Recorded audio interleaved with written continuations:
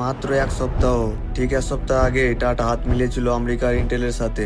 আর আজ আজ tata electronics partnership করলো জাপানের টেক জায়ান্ট ROHM এর সাথে। টাটা কি সত্যি থামতে জানে না?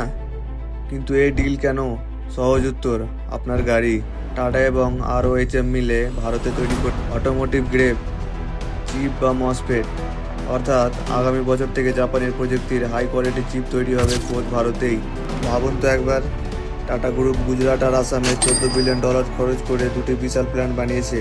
টাটা ইলেকট্রনিক্সের সিও রণধীর ঠাকুর বলেছেন, আমরা শুধু ভারত নয়, গ্লোবাল মার্কেটের জন্য চিপ বানাবো। কিন্তু প্রশ্ন হলো, ভারত কি সত্যি চীনের একচেটিয়া বাজারে ভাগ বসাতে পারবে?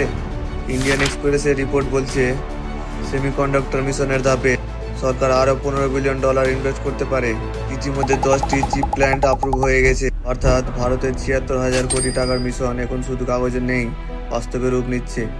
একদিকে ইন্টেলের সাথে AI কম্পিউটিং, আর অন্যদিকে ROHM এর সাথে অটোমোবাইল চিপ। মোবাইল থেকে ডিফেন্স, এরোস্পেস থেকে গাড়ি, সব ক্ষেত্রে টাটা নিজের আধিপত্য বিস্তার করছে।